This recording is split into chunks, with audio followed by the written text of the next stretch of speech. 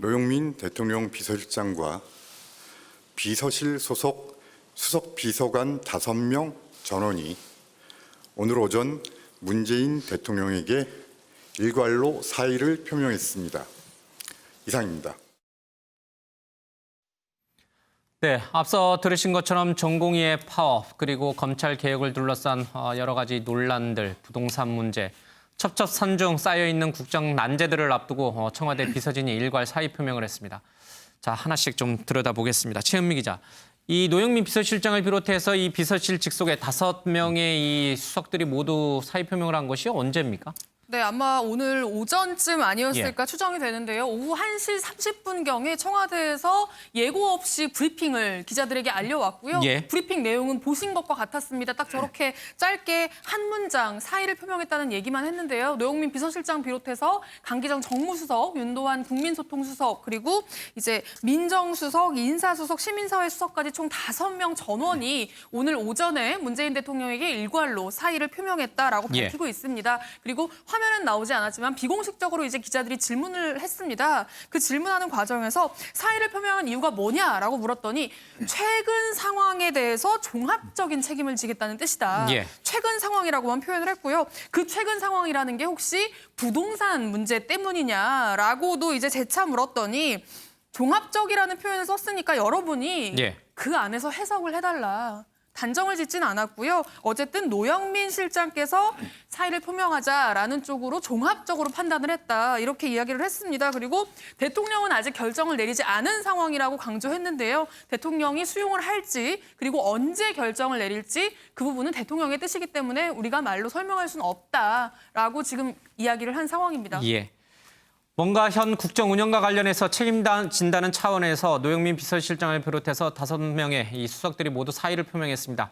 그 이유가 무엇인지 종합적인 판단을 해달라는 뜻으로 가름을 했는데 아무래도 여러 사람들이 생각하는 바로 그것들이 아니겠느냐 싶습니다. 이현정 의원님, 지금 현재 이 강민석 대변인의 설명, 그러니까 종합적인 상황을 검토한 것이다라고 얘기를 했을 때 이 종합적인 것이 무엇일까? 당장 지금 이 현 국정 운영과 관련해서 여러 난맥상이 노출되고 있는데 가장 큰 게 부동산 문제가 있을 것이고요. 그리고 검찰 개혁을 둘러싸고 이 추미애 장관과 윤석열 총장의 또 갈등, 최근에 보도되고 있는 한상혁 방통위원장의 여러 가지 논란들, 거기에다 지금 앞서 들었습니다만 전공의 파업에 또 수해에 박원순 시장 성추행 의혹 사건과 관련된 문 대통령의 입장 표명 논란에 헤아릴 수 없이 많은 일들이 최근에 막 쏟아지기 시작했어요. 일단 청와대는 지금 보통 그 비서실이 3실 체제로 돼 있어요. 정책실이 있고 그다음에 지금 비서실이 있고 안보실이 있습니다. 국가안보실이 있어서.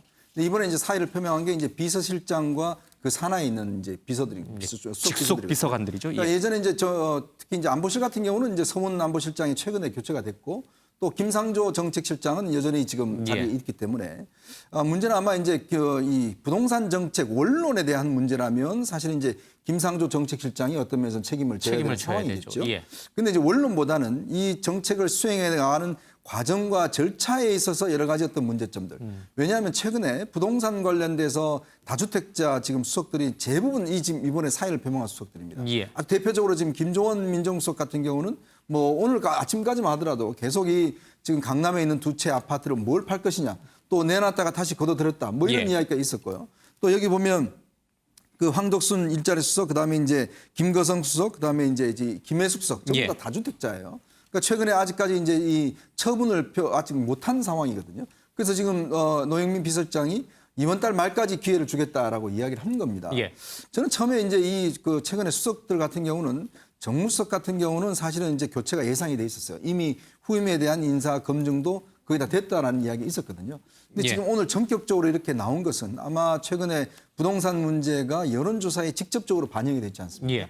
즉 뭐냐면 지금 문재인 대통령 지지율이 연일 지금 매주 지금 떨어지고 있는 상황이고 이게 지금 당 지지율과도 연동이 돼 버렸어요.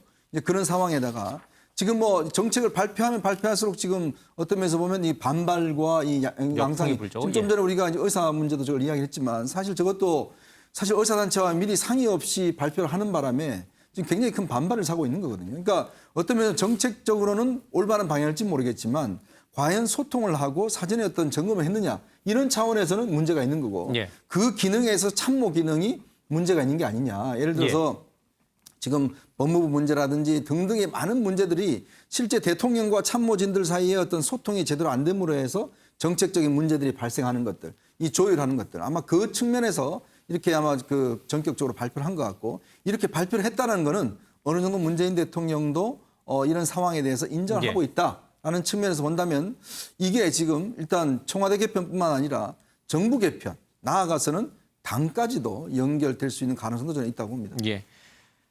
단순하게 부동산 문제, 몇몇 수석들이 집을 팔지 않고 있다라는 문제 때문에 이런 정무라인에 있는 5명, 비서실장을 포함한 5명의 수석이 바뀌지는 않았을 겁니다. 총체적인 국정 난맥상을 지금 보이고 있기 때문이 아닌가 싶은데 이런 것들은 최근에 지지율로 확인이 됩니다.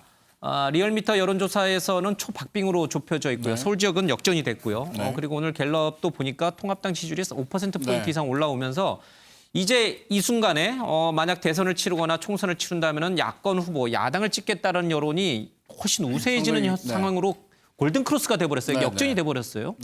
이게 과연 그냥 지켜볼 일인가? 시간이 지나면 원래대로 돌아올 것이다. 이렇게 안이하게 봐서는 안 될 일이에요. 그렇죠. 지금 오늘 뭐 앞서 연정 의원님도 얘기하셨지만 오늘 사표를 제출했다라고 이야기, 사의를 표명했다라고 하는 그 수석들의 면면이 다 정무라인이거든요. 정무라인이고 실제로 그리고 국민 눈높이에서 봤을 때 다주택자들 그리고 또 국민들이 신뢰할 수 없는 김정은 수석 같은 경우에서는 아니 뭐 지금 22억에 내놨다. 시세보다 더 비싸게 집을 내놨다. 그리고 또 거둬들였다. 이런 과정들 그리고 해명 이런 것들이 국민 눈높이에서 봤을 때 오히려 화가 나는 부분들이란 말이에요. 그러다 보니까 책임을 져야 된다라는 부분에서 본다면 이 사람들의 사표가 어떻게 보면 대통령이 아직 결정을 하지 않았지만 제가 볼 때는 일괄 사표 수리를 해야 되는 것이 맞지 않나는 생각을 할 정도로 지금 지지율이 위기에 있는 것은 사실입니다. 또 대통령 입장에서 본다면 문재인 대통령의 인사 스타일이 사람을 한번 쓰게 되면 믿고 맡기거든요. 그리고 그 사람에게 책임과 권한을 많이 주고 또 믿고 맡기는 스타일이다 보니까 대통령이 어떤 결단을 할 수 있도록 이 수석들이 좀 자발적으로 나선 게 아닌가 이런 생각도 듭니다. 뭐 야권에서는 논평이 나왔습니다. 뭐 이들뿐만 아니라 사실 부동산 정책을 총괄하고 있는 김상조 정책시장이라든지 김현미 국토부 장관 또 이 법무검찰개혁으로서 검찰과 갈등을 빚고 있는 추미애 장관 등 이런 사람들도 다 교체해야 된다. 이제 이렇게 야권은 논평을 내놨습니다만 이건 이제 야권이 통상적으로 내놓을 수 있는 논평이고요. 그러나 많은 사람들은 왜 이들에 대해서는 정말 책임을 묻지 않을까. 아마 장관들은 또 인사청문회라는 과정을 거쳐야 되니까 당장 바꾸기가 쉽지는 않을 것 같고 후보 인물 찾기도 쉽지 않고요. 그렇다고 해서 이분들이 아무런 책임이 없느냐. 그건 또 아니라는 게 국민의 대체적인 시각이에요. 그러니까 이게 자칫 이제 어떤 면에서 보면 청와대 비서진들이 이렇게 사표를 낸다는 것 자체는 결국은 이제 그동안 모든 일 자체가 내각과 함께 연결돼서 하지 않습니까? 그런 부분에 대한까지도 사실은 연결되는 거거든요. 문제는 이제 청와대 비서진들이야 바로 뭐 사퇴하고 또 바로 임명할 수 있기 때문에 어떤 면에서 국정에 공백이 없지만 이 장관들 같은 경우는 이제 청문회를 거쳐야 되고 또 이게 한두 달 걸려버리면 사실은 바로 이제 정기국회 시즌에 들어가거든요.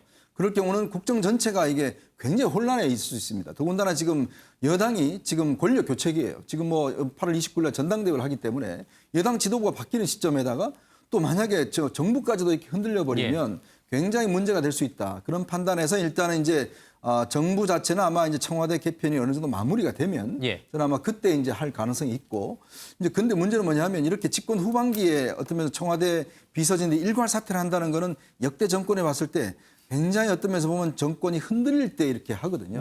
아시겠지만 예전에 박근혜 정부 시절에도 이제 박근혜 대통령이 탄핵됐을 때 그때 한강호 비서장이 일괄 사퇴를 다 제출했고 항상 보면 그때마다 이제 하는데 문제는 굉장히 어떤 면에서 보면 이게 터지고 곪고 곪은 상황까지 왔다라는 이야기입니다. 그러니까 어떤 면에서 보면 이렇게까지 안 해도 되는 상황들이 충분히 있었음에도 불구하고 결국 일괄 사퇴라는 극약 처방을 할 수밖에 없었던 상황. 이거는 뭐냐면 결국 이제 문재인 대통령이 좀 비서진들과의 소통에서 문제가 있지 않을까. 왜냐하면 그동안 정책을 결정했을 때 문재인 대통령 뒤집은 게 한두 가지가 아니에요. 왜냐하면 뭐 그 여러 가지 어떤 정책이 그다음에 질병관리본부라든지 뭐 등등 있었을 때 이 발표를 했는데 대통령이 다 뒤집어 버리는 경우가 있었거든요. 그럼 그만큼 사전에 어떤 소통이 없었다는 겁니다. 그러니까 그런 면에서 본다면 단순히 이번에 문제는 비서진의 교체로 이어질 뿐만 아니라 대통령의 국정 운영 스타일도 좀 바뀌어야 되지 않을까라는 그런 측면에서 시하는 점이 있다고 봅니다. 다른 한쪽에서 조금은 긍정적인 차원에서 바라보면 이제라도 여러 가지 난맥상 또 국민 여론, 민심을 읽었기 때문에 이런 조치를 취한 것 아니겠느냐. 그나마 늦었지만 다행이다 이렇게 보시는 분들도 있을 것 같아요. 네.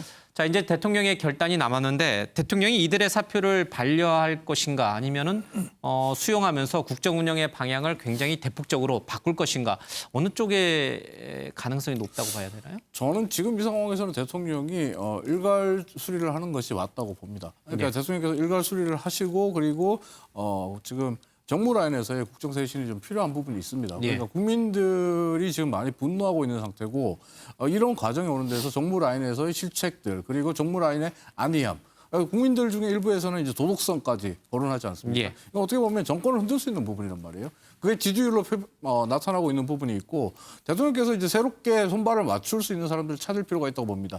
지금의 이 상황이 왔다는 건 어떻게 보면 죄송한 얘기지만 정무 라인에서 대통령을 그만큼 잘 보좌하지 못했다는 반증이기도 하거든요. 민심을 잘 전달하지 그렇죠. 못했다는 얘기죠. 그렇기 때문에 새로운 진영을 짜서 민심과 소통하는 그런 모습들로 진영을 좀 새롭게 가져가면 심기일전하는 모습이 나오지 않을까 기대해 봅니다. 예. 이제 우리 국민 또 대중은 어리석지가 않습니다. 나를 따르라라고 하면서 일방적으로 계몽시키려고 하는 것 그것은 결코 올바른 민심을 반영하는 것이 아닐 겁니다. 민심을 잘 읽고 어디로 가야 될지 이 여론을 듣는 것이 진정한 참모들의 모습일 겁니다.